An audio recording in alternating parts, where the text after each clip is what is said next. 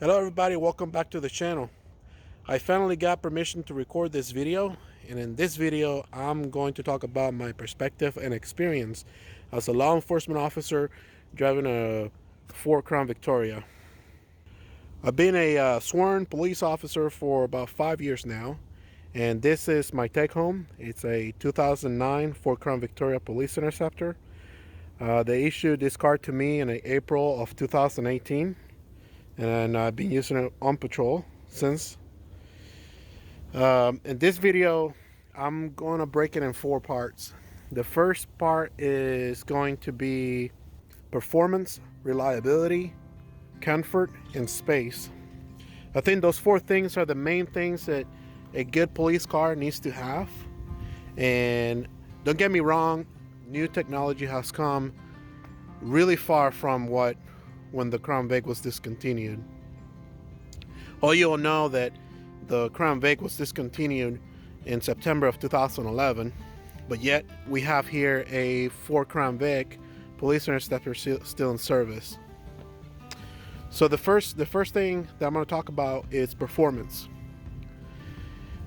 As you all know, all new police cars are way better on performance. The Crown Vic, it does advertise 250 and about 250 horsepower and 298 of torque. Now, that's very little comparing to new cars or new police cars, but I could tell you that driving this car on patrol and being involved in high speed pursuits or vehicle pursuits, this car does have what it takes. It might not be the fastest car there, but it's comfortable driving this car in emergency conditions. The Crown Vic still does pretty good. I mean, you don't need the fastest car out there for police work. You do need a car that needs to go when you need it to go. It needs to stop when you need it to stop, and it needs to stay on when you need it to stay on. So that ties up into reliability.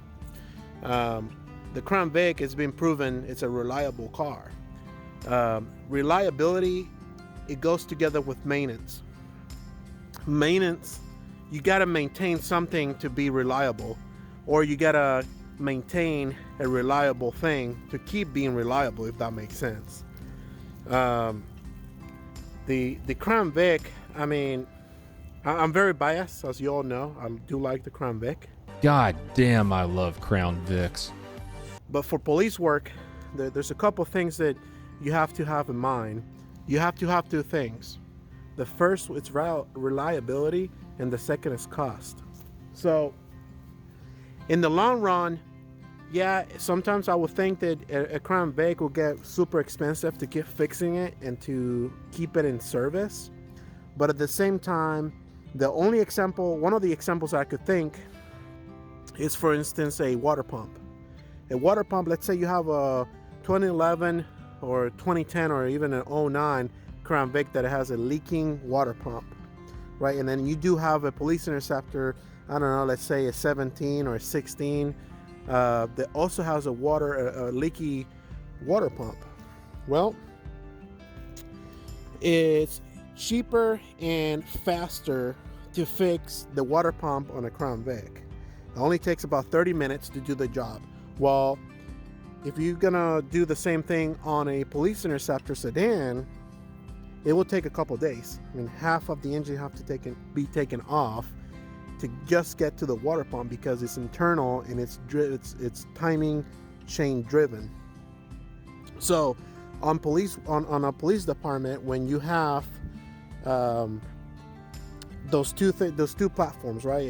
A police interceptor sedan and a Crown Vic, and let's say the water pump goes out, and you still have Crown Vics in service. Well, the Crown Vic could be fixed easily within 30 minutes and put back in service, while the Interceptor, it will take a couple days, like I said. So right there, it will show you that maybe the cost of fixing the car, it's way less. But again, I mean, every good thing has to come to an end. So, you know, as you all know, Crown Vics are being phased out, and this car right here is on its last leg. Now, for comfort, the Crown Vic, you could ask any police officer and ask him which is the most comfortable police sedan, and they're all gonna tell you the Crown Vic.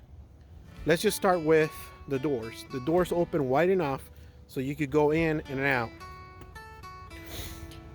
The seats are big and comfortable, and they're not, you don't feel cramped. You don't feel cramped inside the car. And the other thing, and the other thing is the windows. The windows are big enough so you can see outside on your blind spots and things like that. Blind spots are easy to look at. Comparing it to, let's say, a police interceptor sedan, where you have to move around a little bit more to make sure that there's nothing on your blind spots or look better out your side mirrors. But you know, driving this car on patrol, it's so much comfortable comparing it to a police interceptor sedan or a Dodge Charger Pursuit. Even looking back on the back window, it's big enough and it's leveled. It's not raised, or the window it's not tilted, so that it makes it a little bit more difficult to look at the back. You know, especially when you're riding as a passenger, you know, every field training officer would tell you that it's a pain to be in the passenger seat when you have a rookie driving and you have the laptop mount over your lap. And lastly, comfort ties up with space.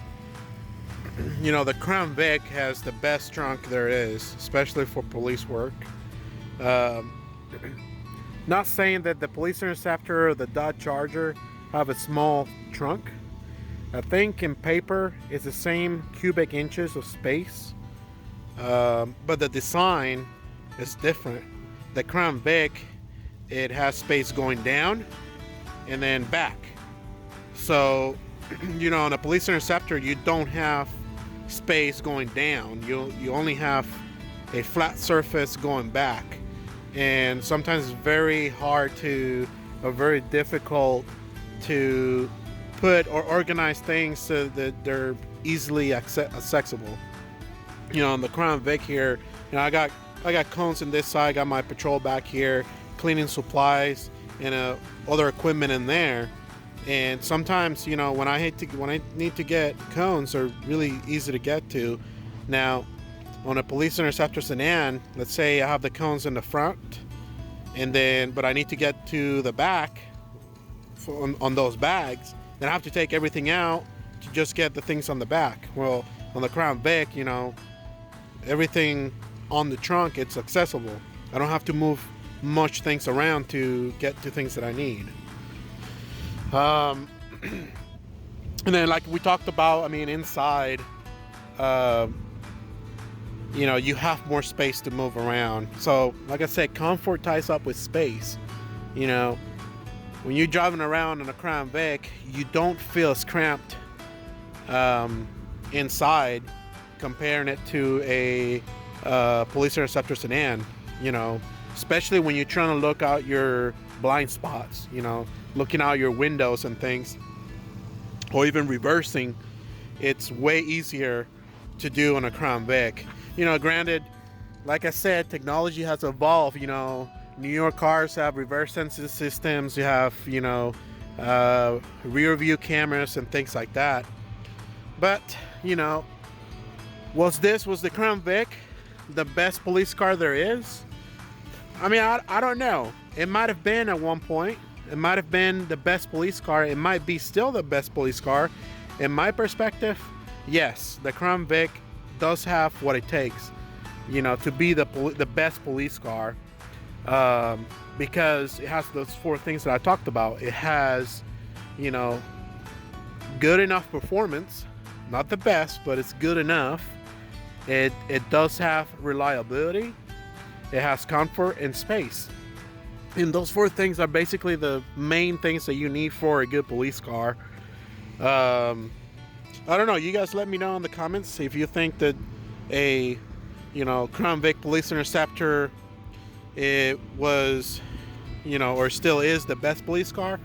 I could tell you that the only thing that the Crown Vic Police Interceptor would be lacking on is the performance-wise. You know, when you compare it to a Dodge Charger Pursuit or even a Police Interceptor sedan, you know, where it does have all-wheel drive standard, it has good power output and things like that. But I mean, are they lacking? They're also lacking on the other things. So, you know, the Crown Vic, in my opinion, it is the best police car. Anyway, guys, this is the wrap up for this video. Until then, I'll see you next time.